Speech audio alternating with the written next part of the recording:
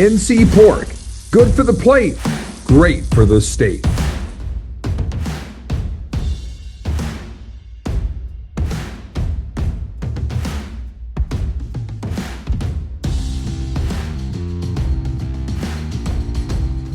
Welcome into Bold North State Football Daily, presented by the North Carolina Pork Council, celebrating the people, places, and passion behind North Carolina's favorite football season flavor. I am Mike Waddell, alongside two veteran coaches who've seen it all, Tim Brewster and Jim Collins. And what a weekend in the Bold North State, fellas. NC State lights up Carter Finley Stadium, taking down number 8 ranked Georgia Tech on homecoming Saturday night. Duke goes down to Death Valley and puts down the Tigers in some bold moves by Manny Diaz in overtime. And then Bill Belichick gets his first ACC win, only one behind Mike Norvell over the last 415 days, with Carolina's big win on the road over Syracuse on Halloween. Wake Forest also goes down to Tallahassee and goes down to defeat maybe an awakening for Florida State and maybe a reality check for Wake Forest. We're going to get into all that today. And first up, we'll start in Raleigh, where the Wolfpack erupts for 583 yards of offense and stunned previously undefeated and 8th ranked Georgia Tech 48-36. That's the Pack's first top 10 wins, coaches, since 2021, and the Carter was rocking. It was an impressive setup. And fellas, I have to ask you straight up, were you surprised by this? But no. Wait, I don't have to ask you if you were surprised, because Tim Brewster, you called it. What did you see in all of the talk and the chatter going on in the coaches' sphere that led you to believe that Dave Doran had something special with some players, quite frankly, that nobody had ever really paid attention to? It was an amazing night. It was totally set up, I think, for an NC State victory. Under the lights, everything's going. But this is the thing that I think that we have to look at, and I think we have to kind of rethink. Okay, Brent Key, all right, the head football coach at Georgia Tech, this week he's going to interview for the head coaching job at Penn State.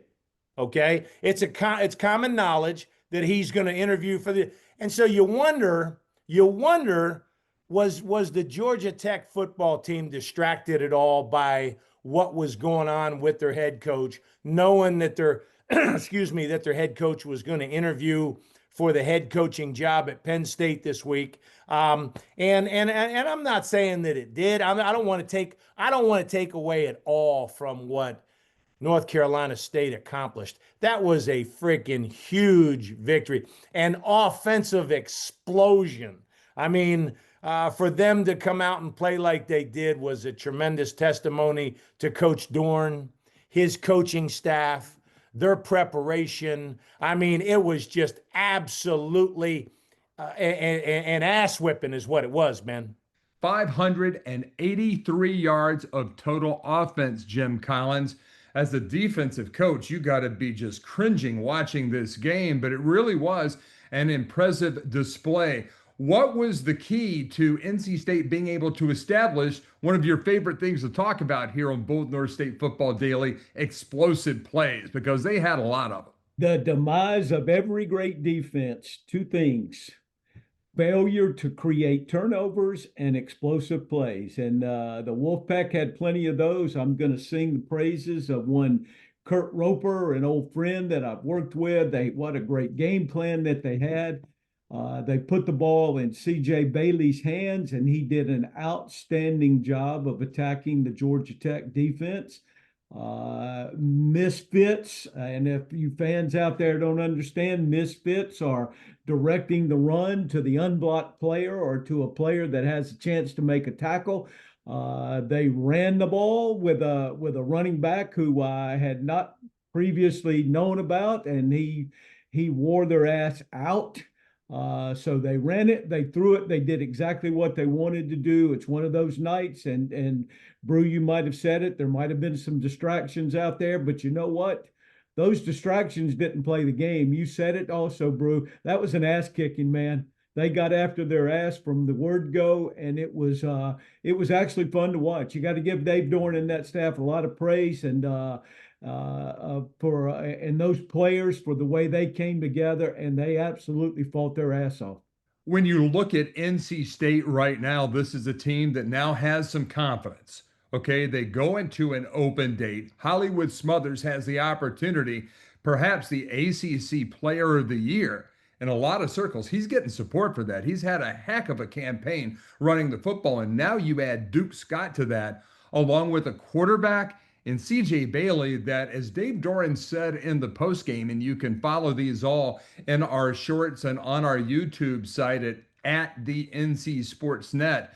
I tell you, this guy's playing like a captain, and he's a young buck, but he is so athletic and is really maturing right now. Tim Brewster, when you look at that from a young quarterback, that has to give you a lot of thrills if you're Dave Doran, but it also has to make you nervous that perhaps somebody is going to come in and try to woo him away with the contract of contracts in the NIL offseason. Right. The grass isn't always greener, Mike. And that's the thing we got to make sure these guys understand. And I'm certain that Coach Doran and the administration at NC State's going to do, they're going to take care of CJ Bailey. They're going to make sure that he, stays. And CJ's got to understand this thing's being built around him. The whole thing is his deal at NC State. And golly, it's just so impressive to see the confidence that CJ's playing with.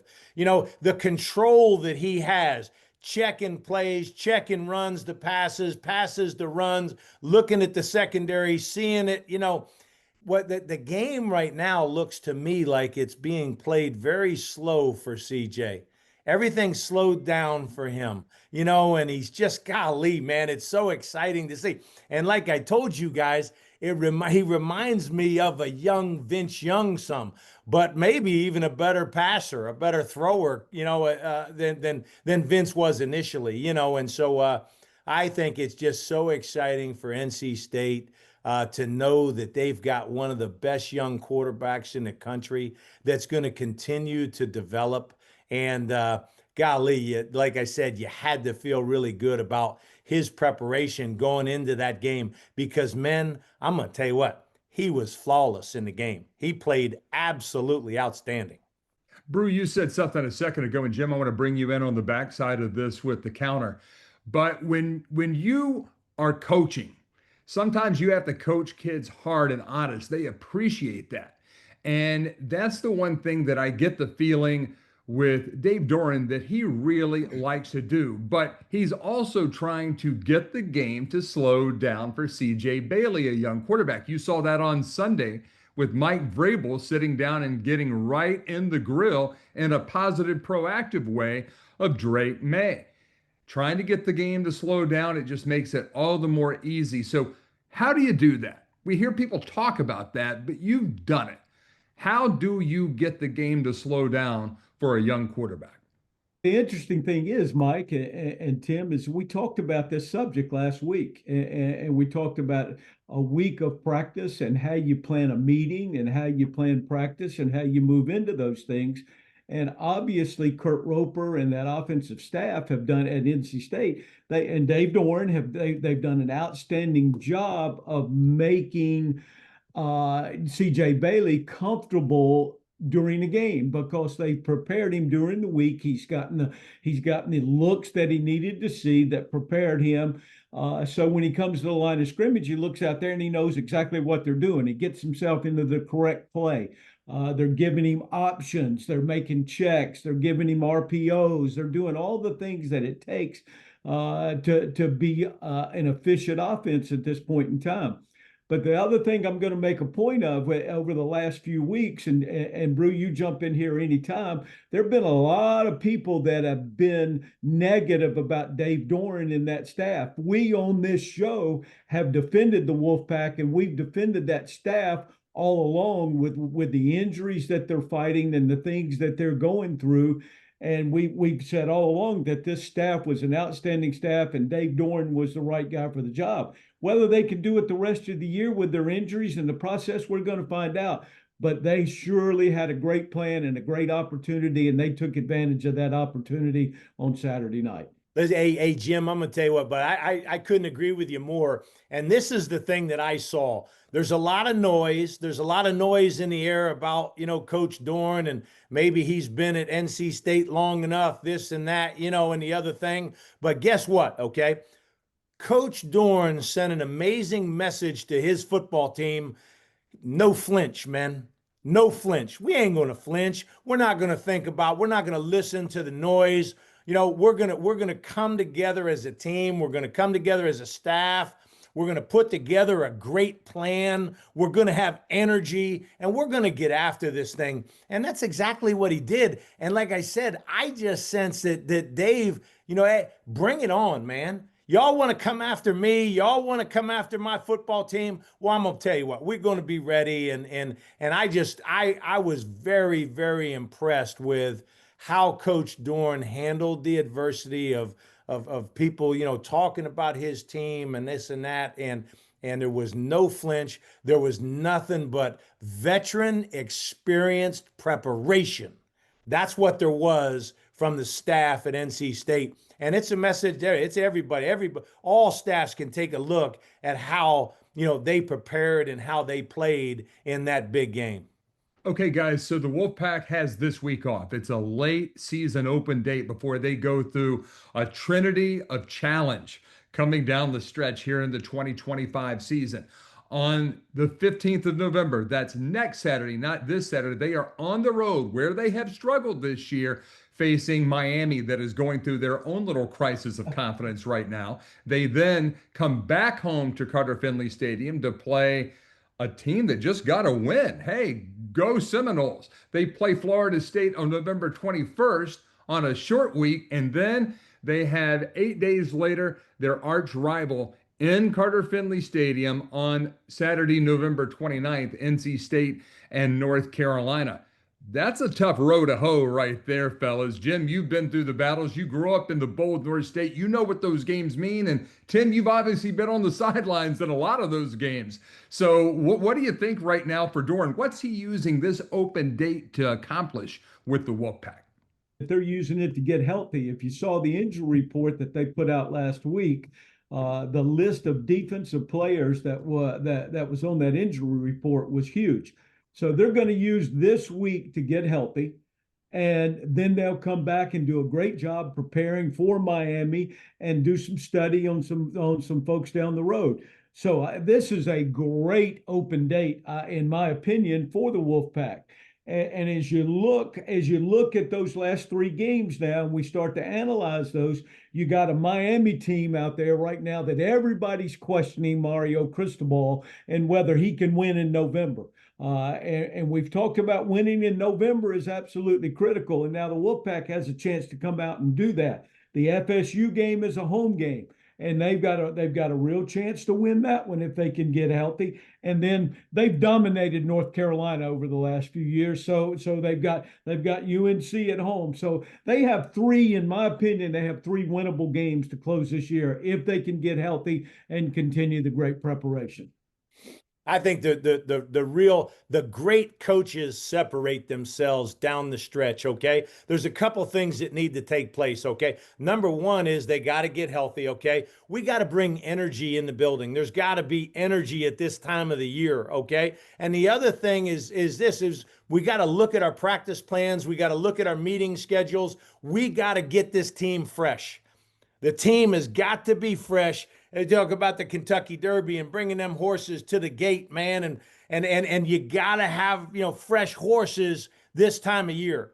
And I think that, taking the pads off, shortening practices, but again, lifting these kids up and bringing energy as a coach. I say this, how the heck do you expect your football team to play with great energy when your coaching staff don't have great energy, And one of the things I always talk to my, don't expect them to bring energy. You bring energy and lift them up, okay? And then again, like I said, I think it's absolutely critical that you take care of your players at this time of year. It's been a long season.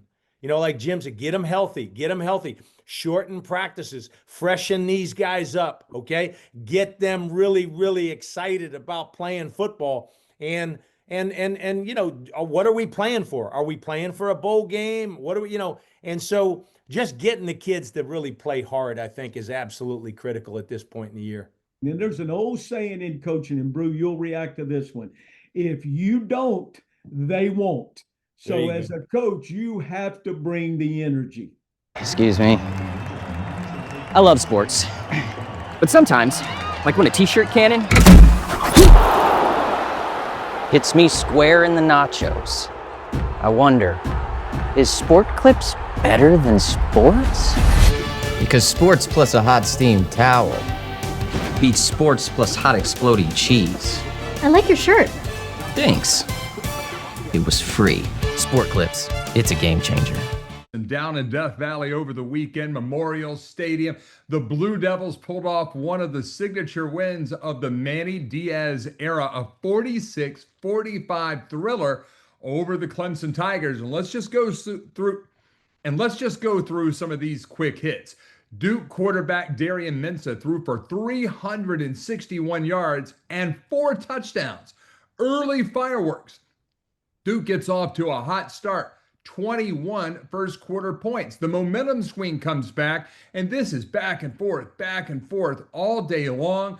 Some questionable calls that have led to a $10,000 fine for Clemson head coach Dabo Swinney in the wake of this loss. But in the end, guys, I love it when coaches go for it. They don't want to elongate the game anymore. Bill Belichick tried it, and it didn't work against Virginia. Manny Diaz tried it, and it worked against Clemson. Tim Brewster, what goes through your mind when you're a head coach in that situation? You're Manny Diaz on Saturday in Death Valley. It's been back and forth all day. How do you decide to go for it or to kick that extra point and just play for an overtime? On the road, taking a very, very aggressive approach. I don't know, Mike, but did Coach Brew call for the Duke victory in that game? I think you both did. I think I called for the Duke victory in that game, and I thought I love the players are going to feed off the head coach, okay? And Manny Diaz took a very aggressive from day one, and I've been with teams that went into Death Valley, okay? And I'm going to tell you what, you can't go tiptoeing in Death Valley. You better come and you better bring it and you better take an aggressive approach, and hats off to Manny Diaz and the Duke Blue Devils because they played to win. They played to win. And I'm going to tell you what, they got an outstanding quarterback, and that's absolutely huge. But again, to me, it's the persona, it's the personality that the head coach took in that game. And I'll tell you what, there's some issues that the Clemson Tigers need to look at defensively, okay? Their defensive football team's got a lot of work to do. They got some adjustments to make. We've got a defensive coordinator right here on this show that's going to talk to us a little bit about the things maybe that Clemson can do to improve and get better. And some of the things, Jim, you saw in that game that turned it Duke's way. Well, to begin with, 21 first quarter points is a huge issue, and I just wrote. I keep a little notepad with me here as we do this show, and I write down points that you make, Brew and Mike, and I just wrote down in huge letters, explosives. You can. It goes back to that all the time. If you make an offense drive the ball on you, then at some point, a high percentage of the time, Brew, you're an offensive coach, they're going to make a mistake at some point in time. If you can force them into longer yardage situations, keep the ball in front of you, you've got a chance to get them off the field. But when they throw the ball over your damn head now for touchdowns, well, it's hard to stop them in those situations. Now, I watched a lot of games last Saturday. I wrote this in a text to both you guys. I've never seen so many busted coverages in college football in my life. receivers running wide ass open, man. And sometimes we get to the point where we overthink as coaches. We've got to have this plan. We got to have this check. We got to have that check. And you know what? We all know as coaches how to fix those things. But you know what? We don't play. Those players have to play on Saturday, and sometimes we outsmart ourselves by having too much and giving them too much to do and too much to think about. Let the players play. Don't bind them up with so much mental stuff. Simplicity sometimes is good. Brew, I think you'll appreciate this. The better players you have, let good players play. Don't screw them up by making them think too much. Let them go out and go play. And I think if you eliminate explosives, you got a chance to be good on defense. Great example of what you're talking about, Jim. So I saw this in that game, okay? So Clemson's playing a two deep shell, okay, Jim? And they're really playing Tampa is what they're playing. Yeah. And Duke runs the vertical game down the field, and Clemson doesn't have a middle of the field defender. They don't get the backer, Jim, to take the middle third of the field and get depth in Tampa coverage, and they give up and that's just elementary, right? Right, Coach? Go ahead, Jim. Well, the interesting thing is that I watched that play, and the TV color guy blames the backside half field player that it was his fault that they gave up the touchdown. Well, if you watched it, it was very clear they had a vertical middle player, which is what we call the middle runner in two deep Tampa coverage. Well, the vertical middle player let the receiver cross his face. The backside half field player has no effing clue what is going on to the front side. So give me a break, man. Understand before you make statements now, understand the coverage and what people are trying to do. But you're right. That's a great point in Tampa too. And it created an explosive play again. Hey, what about Jim, again, what your point about keeping it simple for these kids, and coaches got to understand, has absolutely nothing to do with what you know. It's what are your kids, what can they execute? And knowing, what your kids can execute on game day is paramount. If you don't know what your guys can execute, what kind of chance do you have to win? You don't. Guys, my father was an attorney, and he had a very unique ability to be able to break things down in a very simple, logical way. The same goes for my business partner here at the North Carolina Sports Network, David Glenn. When you look at this Duke coaching staff, and I didn't know this until I started to do my prep for this week's show, I knew that Manny Diaz had gone to law school, but I didn't know that Gabe Infante, who is the special teams coordinator for the Blue Devils, is also a graduate of the New York University School of Law. And when you talk about the explosive plays, man, that 100-yard kickoff return, just as Clemson starting to get some momentum and some positivity coming back into their veins, boom! The Blue Devils come back and make things happen on special teams. How much of an X factor is special teams play as you get into the special time of year that we're in right now, November and December, to remember? It's as important a third of the game as offense and defense. And your special teams coordinators, I mean, we're going to win and we're going to lose games. And it's all about field position, Mike. It's all about creating field position. Offensively, we get 2 first downs and we punt the ball. We get the ball on the other side of the field and create field position. And so I think that it's so valuable. And when you think about, okay, in the national championship game, I was at Florida State and we were playing Auburn in the Rose Bowl, and late in the game, we're playing Auburn and they kick off to us, and we take a kickoff return 104 yards. Took it from the end zone, boom, 100 yards. And it's such an explosive play. And it just, I mean, there's no way, it's like a punt block, okay? You block a punt. To me, there's no more exciting play in football than blocking a punt, scoop, score, doing, and Gabe Infante has done an outstanding job. You look at those special teams all year long, and it couldn't have come at a better time in that game. Who's going to strike the match? who's going to start the fire. And their kickoff return certainly did against Clemson. Let me throw this out to you. That's an interesting play, but as you go back and you analyze that game and that kickoff return, the Duke returner had not returned a kickoff the entire game to that point. He had either fair caught or let the ball go in the end zone every single time. Well, this kick went to the goal line, if you remember. And now all of a sudden he returns this one. I don't know. I haven't watched the video. I'd love to watch the video. Hey, Jim, were they relaxing? I believe they might have relaxed and they might have assumed that he was not going to return this one again also. That's a smart play, because how many teams do you see that are catching the ball on the 2-yard line where they could just say, hey, fair catch it, let it go, whatever, and take it at the 25. They bring it out to the 19. That's 6 lost yards.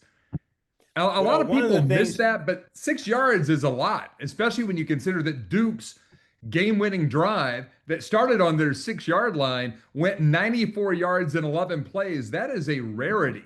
So isn't it the smart play not to bring the ball out? But in that case, maybe you just pick up on the fact that they're going to be lax, and that has been pretty much Clemson's defensive posture the entire game. They were not exactly on the ball, as we'll talk about Coach Swinney's late second quarter evaluation in a minute.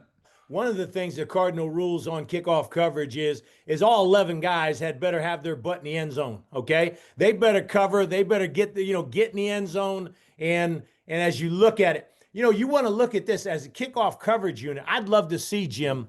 One of the things I always studied was how many guys did you have through the 30-yard line on your kickoff coverage unit when the ball was caught?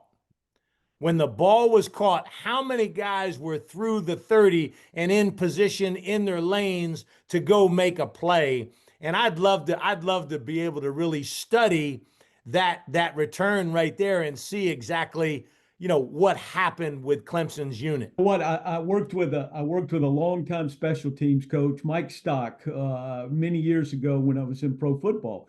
And Mike Stock had and I'm full of these old sayings, but Mike Stock had a great one on kickoff coverage. The closer you get, the faster you run. Right. So you better be running and keep running and speed up. There on punt coverage now, you got to come under control sometimes. On kickoff coverage, you better hit it full speed and go as fast as you can go. And every one of you better make it to the end zone. No doubt. I agree with you 100%, Brew. Hey, so late in that Duke-Clemson game, I don't want to get out of here and not get your thoughts on this, guys. There's a pass interference call. And Wes Durham and Steve Adazio, who were calling the game on ESPN, said, that's OPI. That's OPI. And then it comes out that it's DPI. Okay? And after the game, it doesn't really matter. That's the call. You got to deal with it. After the game, Dabo Swinney is still arguing that point, and he gets a $10,000 fine for that. Now, I don't know if he lost his composure on the sideline or if he was just venting in the postgame. But guys, Brew, you've been on the sideline. You've probably gotten a few bad calls in your day. Jim, you've had the same thing. How do you keep your composure in that area? Because it's got to be tough. It's tough if you're an insurance salesman and you're in the middle of a hurricane or a fire or some type of big natural disaster. Composure is key. I'll say this, the louder you yell at them, the more you piss them off. And last time I checked, unless it's a reviewable call, then the call is going to stand no matter what. So it does no good to go yell at those guys and get all pissed off, because then the next time it gets close, then they're human too. The next call is probably going to go against you.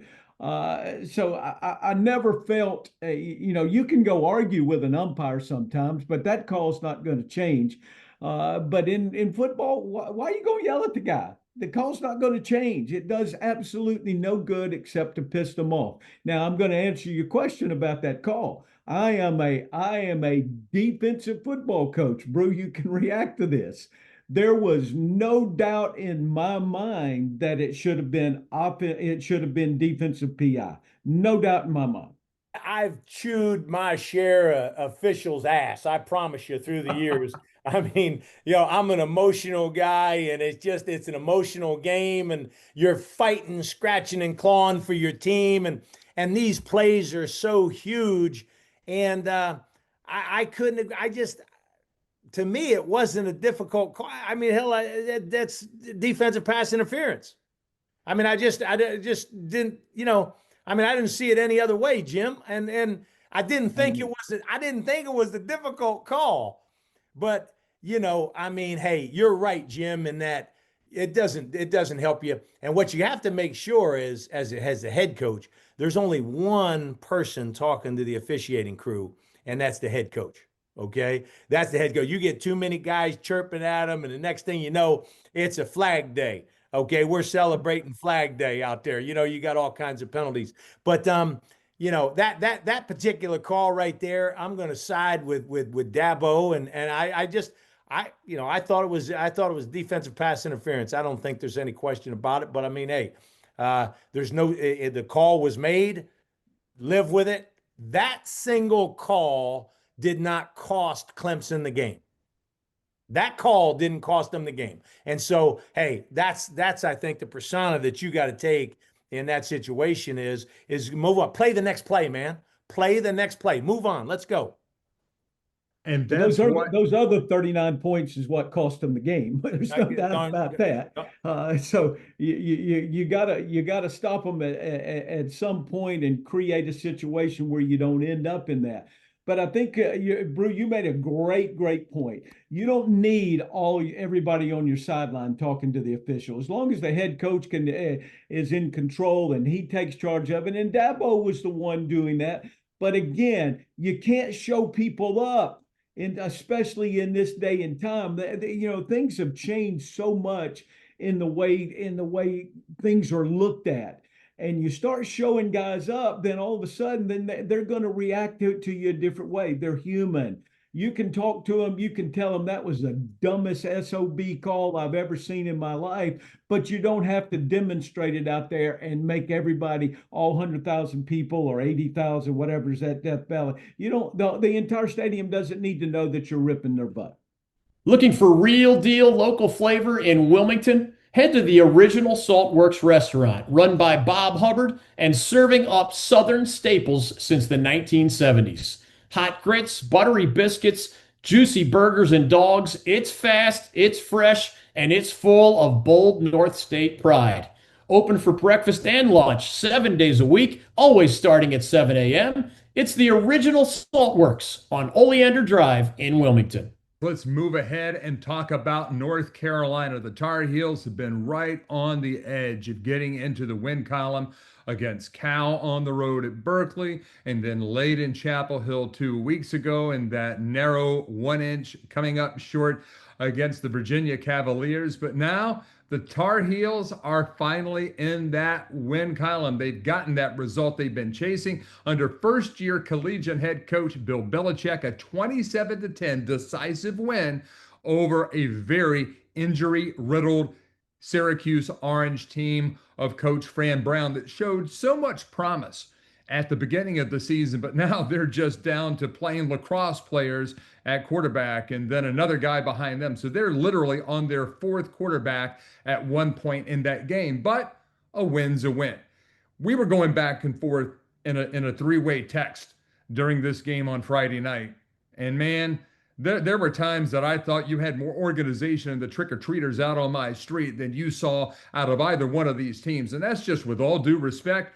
This was an ugly football game. Jim Collins, what was your reaction to just the level of play between these two teams? It was almost like they were doing their best to both try to lose the game at times. It was an ugly football game between two teams that were trying to find an identity and two teams that needed to win, and Carolina found a way to win, but it was an ugly game between two teams that are both struggling. The way I look at it is this, and we've discussed this. If you don't get good quarterback play, you've got zero chance of winning football games. Zero chance. And I felt bad. Syracuse just just does not have a quarterback at this particular moment. I think, Mike, unless I'm mistaken, at one point early in the game, the kid at Syracuse was 0 for 12 or 0 for 13 throwing the football. And I mean, it was absolutely painful to watch them try to execute offensively against North Carolina. North Carolina, I think, is making strides defensively. I think that they've got some guys that transfer from Delaware, the big defensive end. He's really showing up on a consistent basis. I still think North Carolina is struggling on the offensive side of the ball, scheme wise, and the things that they're trying to create, from an explosive play standpoint, running the football. It was very much a struggle for both teams, but it was a much needed victory by Coach Belichick and the Tar Heels. Damon June had a breakout night offensively for the Tar Heels, 101 yards on the ground, 81 receiving yards, 2 touchdowns, a lot of game-changing plays. Gio Lopez, as you mentioned, for the Tar Heels, an efficient outing. Not going to, win him any awards, but 15 of 19 for 216 yards and 2 passing touchdowns. But gentlemen, over the last few weeks, we've seen the Tar Heel quarterback, and look, Gio Lopez is the quarterback that this coaching staff believes in. So to continue to talk about making changes, I don't think we're going to see that. But you do see Lopez now electing to run more. But man, Carolina just loves to throw those screen passes. It's like that Window World advertisement on their field is giving them some type of a screen manifesto that they have to throw screens on the play sheet. I mean, it's very frustrating. Why is North Carolina, Tim Brewster, not throwing the ball downfield more? Is that a lack of confidence in their receivers, a lack of confidence in Gio's arm, or a combination of both? It's a combination of things, and they're seeing in practice what Gio can and can't do from an arm talent standpoint. Just throwing the ball in the vertical seams and getting the ball down the field is not something that he's going to do. And so I think what I see is Freddie Kitchens is trying to give Gio some throws, some easy throws, but defensively, and Jim will, defensively, they're playing the screens. I mean, they're peeling on the back. They're doing, this is something that in their preparation, they're preparing for the screen game in a big time way. And I just think it's going to be tough sledding for North Carolina until they can get really some type of confidence in their down the field passing game. Talent wise, do the Tar Heels have anybody that can stretch the field vertically to open up those passing lanes?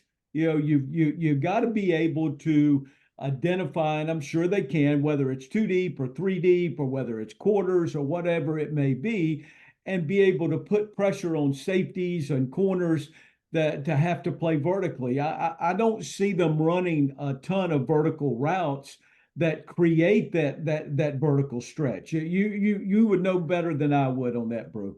You know what, Jim, I couldn't agree more with you. I don't see anybody with that blazing speed, with that ability to really stretch or take the top off the defense. And if you don't have that guy, it makes it difficult. It really does. The other thing I don't see North Carolina doing, I don't see them utilizing the tight end. Utilizing the tight end in the middle of the field and running option routes, running shallow crosses, and they've got some tight ends, but that guy to me today is so important because he can collect coverage in the middle of the field.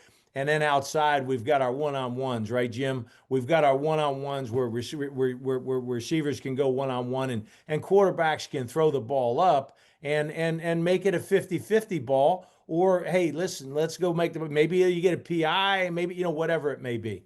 When you look at the North Carolina tight end room, Brew, they have Jake Johnson, who is the brother of Max Johnson, the Carolina backup quarterback. They also have Connor Cox and Shamar Easter. When we think back of Bill Belichick in New England, you always think about Gronk and how Brady and Gronk were able to get a 1-2 punch going that could be unequaled in the history of the National Football League.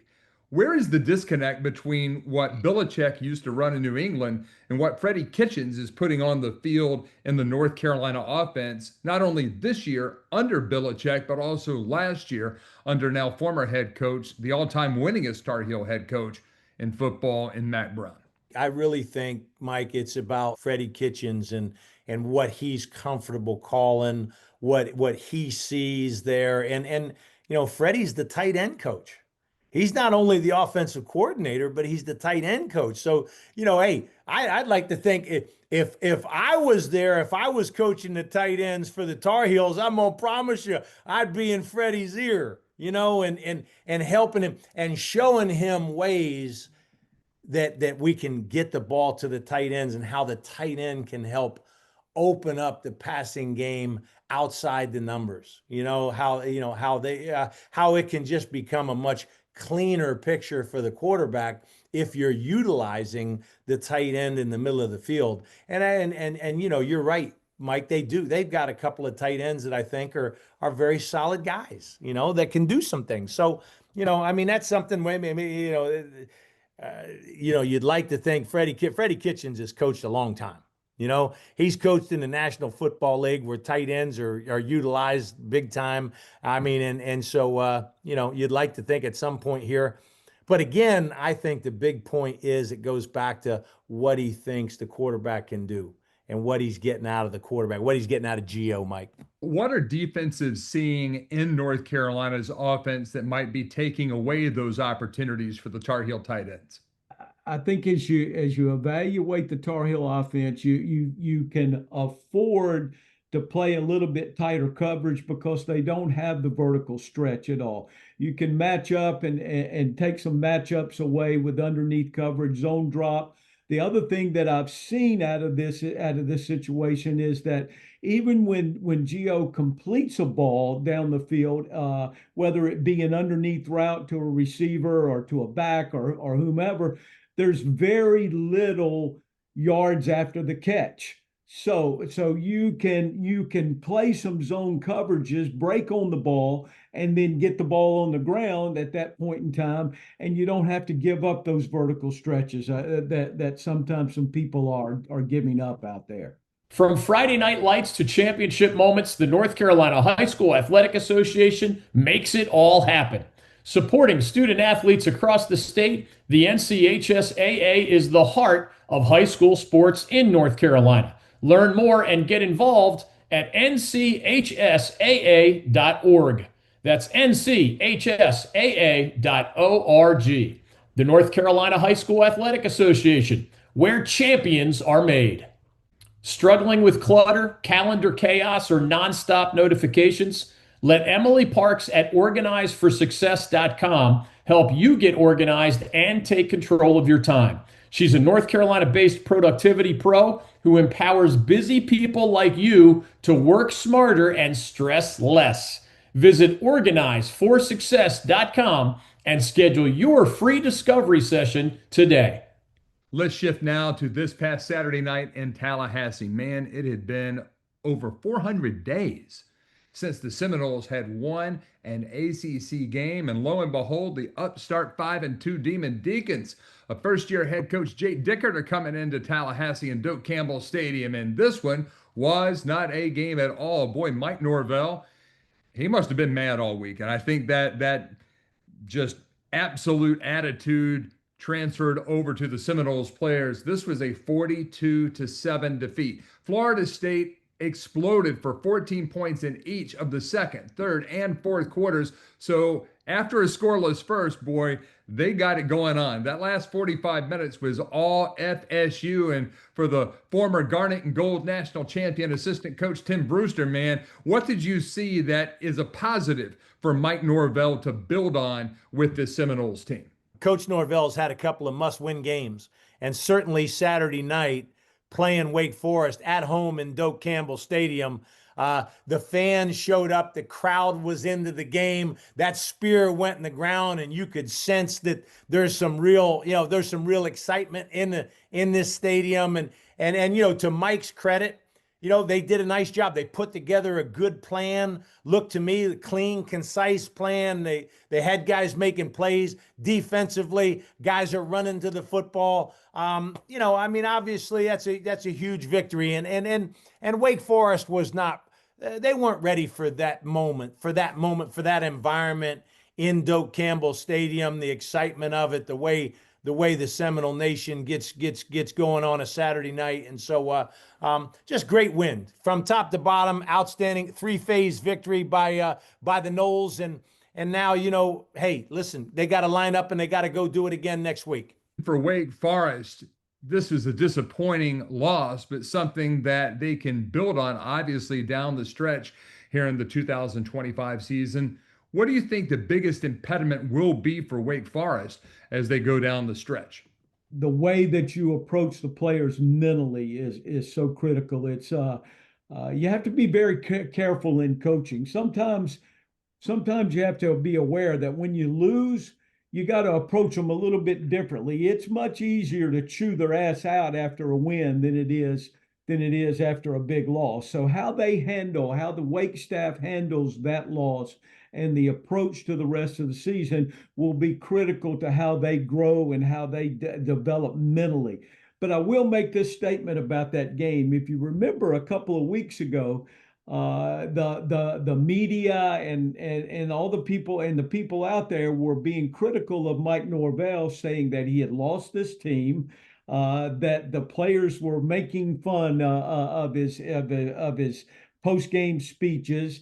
And now this week we come back and we see as they're winning the game that they're hugging him. They're all on the sidelines. It's all support and everything. It's amazing how much difference winning causes the mental approach of the players, the coaches, everybody. Losing is a bitch. Winning heals a lot of things out there right now. So for Wake Forest, they've got to get over the illness of losing. For Florida State, they've got to grow off of a big win and see where they can take this.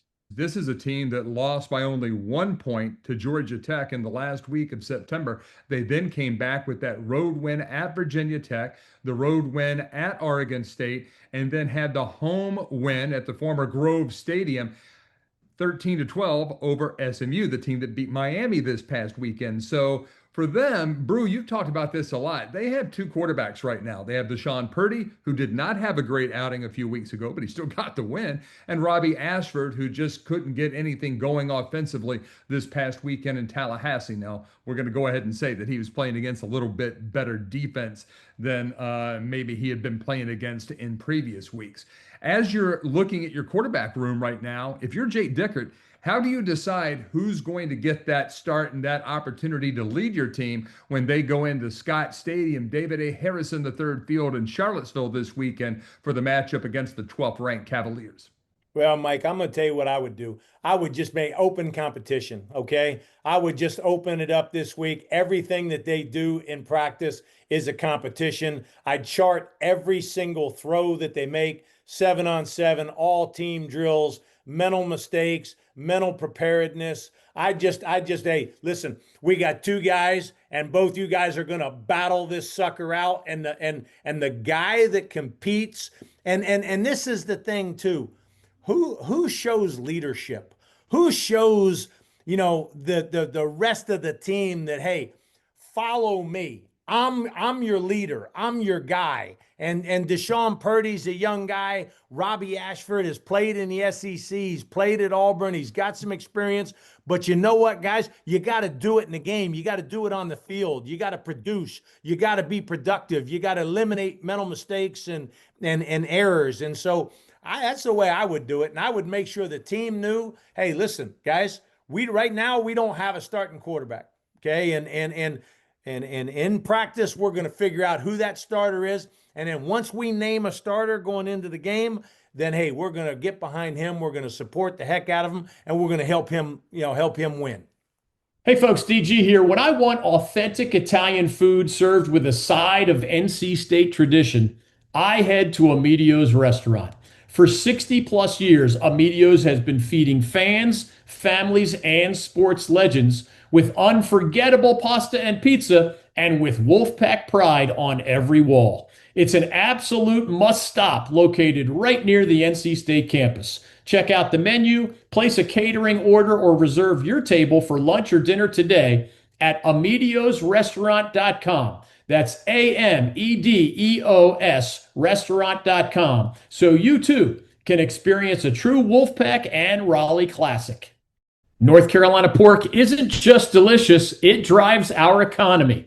With more than $11 billion in economic impact and 46,000 plus jobs created, pork is essential to the bold North State. From the farm to your fork, we're raising the bacon, raising the bar. Good for the plate, great for the state. Learn more at ncpork.org. It's time now for our football one-on-one segment. This has been inspired by consuming a lot of content around football right now from fan journalists that may be missing something. And as you both are veteran coaches with a combined almost 80 years of experience, 2 national championships, and have coached in both the collegiate ranks and in the National Football League, you ought to be the guys who have the experience to give us some answers that matter. So let's get right into the first question of this segment, Football 101. Tim Brewster, what's the number one thing that fans overlook when they're watching a game on television or in the stands? Well, I'll tell you what fans do, okay? Very, very simply, and they follow the football. Okay, they just follow the ball, see the ball, follow the ball, and there's so much in. We talk about eye discipline as a coach, getting your players to have eye discipline, and getting your eyes in the right place. That's going to create things for you in a positive manner. And so, I think, educating fans to know that you don't always have to follow the ball, and that there's some things that you can look at and see and identify. Jim and I, very rarely do I follow the ball. I'm not going to follow. I'm going to see exactly what we're offensively, what I'm looking at coverage wise, what I'm looking at front wise. Are they showing blitz? Are they, and so just educating the fans a little bit that way, I think would be a positive thing. The ball is a magnet for the eyes, and we fight that. We fight that sometimes. There's and again, I'm the old saying guy.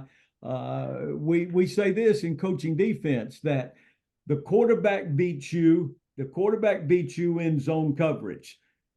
The man beats you in man-to-man. So the philosophy behind that is, when playing man-to-man, you better be watching the man, but the ball is a magnet for even players at times. But I agree with you. At the same time, the education of the fan and the strategy part of it, whether it's whether you're backed up, and how field position is so vital in how you call a game. And Mike, you made the statement earlier in this and a couple of times before. There's a difference between having the ball on your own 16-yard line and your ball on the 25-yard line to begin a possession. That's 9 less yards that you have to make to create a scoring drive. So there's a chart that we all have. There's a chart that tells you your percentages of the opportunity to score with where you get the football. We all have analytics books now out there, but I think having an awareness of where the ball is on the field and what the opportunity is for the offense to go create points would help a fan identify a little bit more with what coaches are thinking. Coaches are thinking what they're thinking because they watch a lot of tape. That little notification comes up on your cell phone or your computer every week that talks about your screen time. I would bet your lifetime screen time, both you, Tim, and you, Jim, has got to be in the 100,000s of hours at this point. And some of the things that you're looking for, and I want you to explain these terms: eye discipline, leverage, and pad level. I hear people talk about those sometimes in the offseason, not as much in season, because those are more spring football terms, but maybe there's something that you focus on as you go in and refine your own teams through a self-scout, meaning that you're scouting your opponent, but you're also scouting yourself. There's a group somewhere in your building that is scouting yourself and picking up on that opposition intelligence. So what do you think about those topics right there? Eye discipline, leverage, and pad level, and how that is sometimes the difference between a win and a loss. Eye discipline is the key to it all. Offensively, if I'm on offense, okay, and we've got a play called, and we may have a hot throw that you're looking at the defense is showing blitz, okay? They're showing blitz. Well, I better get my eyes. I better understand protections. Okay. If you don't understand protections as an offensive football player, you've got zero chance for success. Okay. If Jim Collins is bringing a blitz, well, I know I've got to pick that blitz up. I got to pick that back. Hey, they're bringing a cowboy off the corner. We're into the boundary. We know that they like to bring that corner cowboy. Okay. Hell, the tight end may have to pick him up. That's eye discipline. Having your eyes in the right place and knowing exactly exactly what you're supposed to be doing is going to give you a chance for success. The other thing, and I'll be quick here, is leverage. Jim's talked about leverage a ton, and leverage is the game of football defensively. If you don't play with an edge, if you don't play with leverage, knowing who we're spilling the ball to, you got zero chance. You had better set an edge to the defense. You had better know who you're kicking the ball to, that type of thing. Leverage is absolutely critical. Without it, you got no chance for success. And then where were we on the third one, Mike? Oh, let me go back to it. Pad level. Pad level. Pad level. Yeah. Pad level. Pad level's everything up front in the offensive line, defensive line, right, guys? It's everything. Offensive lineman, you stand up, you play with high pad level, you're going to get your ass kicked, okay? Defensively, same thing, okay? Come out with low pads, okay? That's the name of the game. Are you a waist bender or are you a knee bender? Waist benders can't play football. We got to get rid of them. Knee benders got a chance to play. Okay, here we go. Eye discipline. Playing defensive football is reactionary. To play defense, you have to react to what the offense is doing.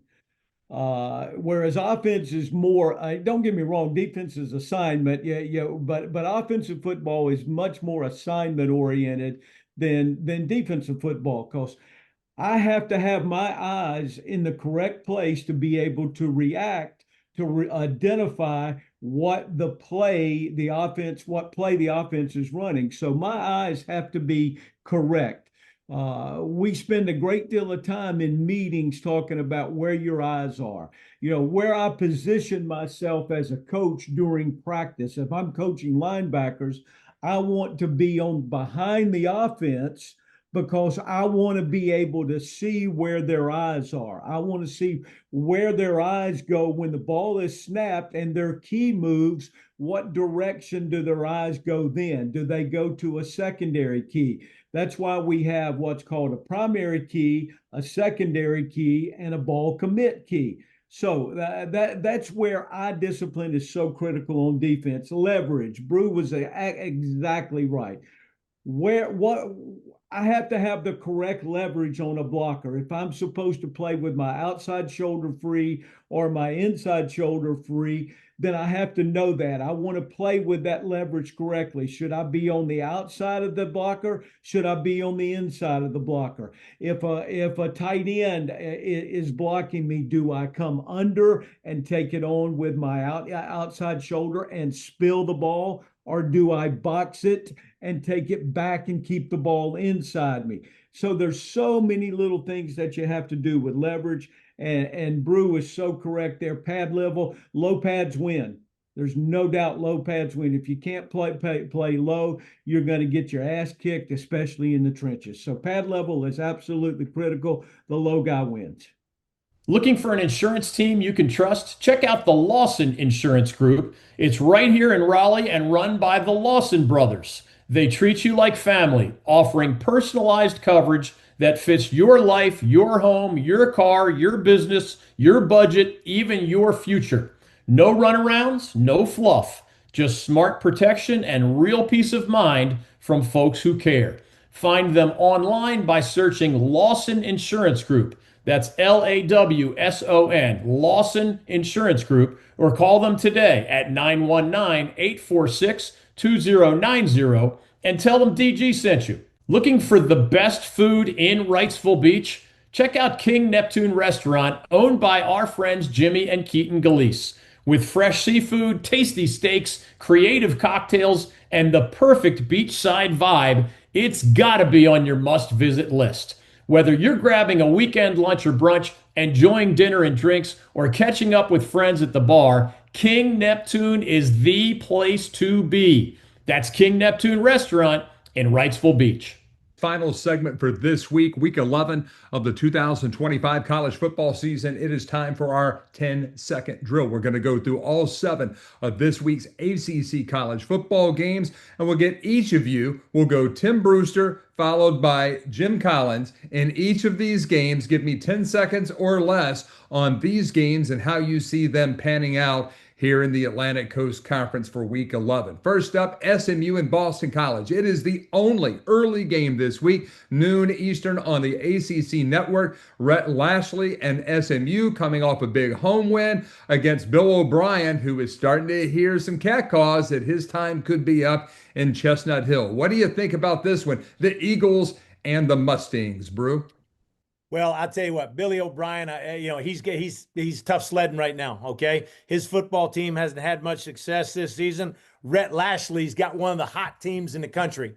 He's got the SMU Mustangs playing their tails off. I think without a doubt, this is but I'm going to tell you what SMU better not feel too good about themselves. They had better prepare and they had better be hungry. But I think right now you got an SMU victory. I think it's SMU with the win, and it's very simple. The factor that could play into it could be the weather. Whether it's and I'm using the word weather a lot there, but if it's a cold day, then that could enter into it a little bit. But I think SMU wins. Syracuse at Miami. This is the 3:30 game on ESPN live from Fort Lauderdale. Can Fran Brown make it out of Miami without feeling like he's just been run through a hurricane, literally? Well, as we could see last Friday night, we see Fran's got his hands full with his quarterback position. I just saw that he's made some offensive changes, okay, with his coordinator, with his receiver coach. So there's some things, some moving parts there at Syracuse, some volatility there, okay? Same thing at Miami, okay? Cristobal lost an extremely tough game to SMU this past weekend. And so, in Miami, I'm going to go with the Canes because, again, like I said, Syracuse is struggling to get a first down at this point. I'm going with the Canes. I don't think there's any question here. Whenever you, as a head coach, and Brew, you've been a head coach, I haven't. Whenever you start firing guys in the middle of the season, all you're doing is trying to place the blame on somebody else at that point in time. I think as a head coach, if you're not sitting in those meetings with the offense and defense and knowing what's going on and approving what's going on, then that's your fault as a head coach. So I think Miami will recover from the SMU game and win going away. The next game up on our schedule will be much better as a basketball tilt than it will be a football tilt, but this is Duke on the road at the airport in Hartford against UConn. What do you think, Brew? Got to go with the Blue Devils. I've been hanging my hat with the Blue Devils. Manny Diaz and his boys, they're playing really well coming off the big victory over Clemson. I think they go on the road, and Jim Moore is a good ball coach. His team is going to play well, but I think I'm definitely going for the Blue Devils. Well, I have no idea. Jim Mora is a good football coach. I have no idea what UConn's record even is, but I'm picking Duke without a doubt. Stanford at North Carolina. It's the 4:30 game on the CW. Can the Cardinal and former Panthers head coach Frank Reich come into Chapel Hill and get the best of Bill Belichick, or will the Tar Heels make it 2 in a row? Tim? Well, I think that Stanford, they got a cross country. Okay. They got to play a game, a little later in the day. Okay. At North Carolina is a lot like Carolina when they went out to Cal. Okay, Mike. But I'm going to say this. I think Carolina's got some momentum coming off the victory at Syracuse. I'm calling for a Tar Heel victory at home. Well, Brew, you know what? I'm going to go against you with this one. I think Stanford has started to grow and make progress with Andrew Luck and that staff there. And notice I give Andrew credit over the head coach over Frank. But I think Stanford will come in, and I think they'll play well and come out with a big win. Guys, one of the feel-good stories of 2025 has been Tony Elliott and the Virginia Cavaliers, and they just keep going up, up, up in those national polls. I was part of a staff in 1995 at Virginia that won an ACC championship, and man, that was a lot of fun. And it's great to see the Cavaliers winning. But wow, can they keep just surviving? They just survive in advance every week. They're doing a great job of that. They have Wake Forest, who is coming off a very disappointing loss at Florida State. Can the Deacons Brew go into Whoville and come out with all of the prizes and get a win? Nope, I absolutely think no. I think that right now they're trying to figure out who their quarterback is. They're coming off a tough loss on the road to Florida State, and I think the Who's are rolling, man. Tony Elliott's got that football team playing good ball. They're finding a way to win. They're finding a way to win, and that's what good teams do. I'm calling for a Virginia victory. Well, as I follow up again, I'm going to go with the Who's also, and the only thing is if this were a little later in the week, I may think twice because it will depend a little bit on the health of the UVA quarterback also, and that will be a critical part of this. But I'm going with the Who's. The North Carolina Moonshine game of the week. That's not a real sponsor, but the North Carolina Moonshine would really help you get through this next one. Cal at Louisville. I don't think anybody in the bold North State cares at all about this game. But Tim, we'll ask you because it's the 6 out of 7 games that we're going to talk about in this segment. Who do you like? Do you like the Bears or the Cards? I like the Cards at home. I think Jeff Brom's one of the really good coaches in America today. There's a lot of talk about him possibly being a guy at Penn State, being in the mix at Penn State. Stay focused on what the task is at hand, and I got the Cards winning this game. I'll agree with Brew on that one. I'm picking the Cards. I don't. I think Cal will struggle in that setting, so I think Louisville will come out with the win. And in the American Bar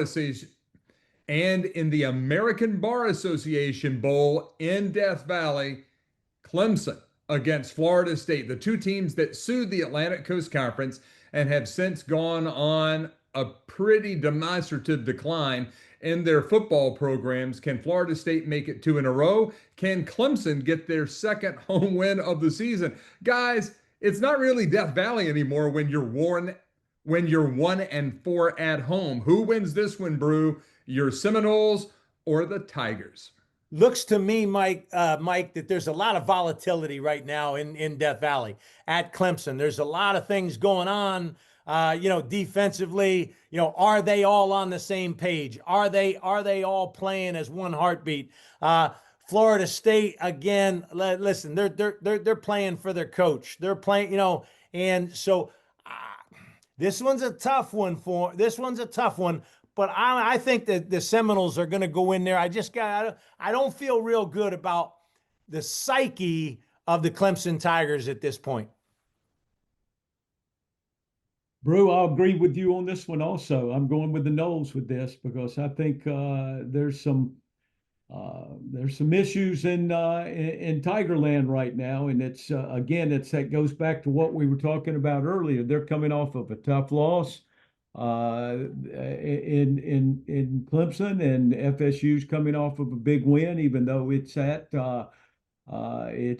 Tiger Stadium. But if you noticed, the upper deck last Saturday, there were some empty seats at Clemson, and I think there'll be a few more empty seats there this week. So I'm gonna go with the Noles for this one.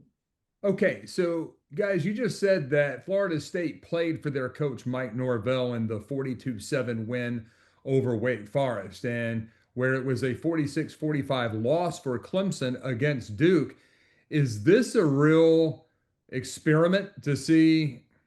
Is this a real window into that Clemson football culture right now to see if the Clemson Tigers will play for Dabo Swinney? Because I got to tell you, when people were talking about maybe changes being made in Clemson, and it's probably not going to be with the offensive coordinator, it's probably going to be with the defensive coordinator if it just stops there. But when you look at this, if they go to 1-5 at home, that's more than just a blip. That's a real problem. And it's a tough deal for Dabo right now. And this is a real test for him. This is a real test for him as a veteran, experienced football coach. You know, he's got to reel his team back in, okay? He's got to figure out exactly how fragile his team is. Where do the problems really exist? And right now, he's got to make sure that there's no real issues between the offense and the defense. Defense is not playing real well right now, okay? But we got to play together if we're going to win. And I just think we're going to learn you're going to learn a whole lot about Dabo Swinney this week as a football coach in his preparation for this game and his ability to get his team ready to go beat a talented Florida State team. Mike, Tim, all games in November are big games. You know, you remember November. I've used that saying multiple times. But this is a critical game for both these teams. And as you look at this game and the rest of the schedule throughout the conference, those are big games. They're all big games, but this is a critical game for both these programs. If Florida State goes in and plays well and gets a win, then that's going to solidify Mike Norvell's position at Florida State. If Clemson gets a big win, that's going to take a lot of pressure off Dabo. Now, don't for 1 minute think that I'm saying that Dabo is in any position to get fired, because he's done way too much there for that. But Dabo needs, and Clemson needs, a huge win this week to get themselves pointed back in the right direction. This has been Bold North State Football Daily, an exclusive presentation of the North Carolina Sports Network. Make sure you follow us on social media at the NC Sports Net, and check out our website that is wall-to-wall coverage of North Carolina sports at ncsportsnetwork.com. Our foundational partner is the North Carolina Pork Council, raising the bacon, raising the bar. Telling the stories of the bold North State, this is the North Carolina Sports Network.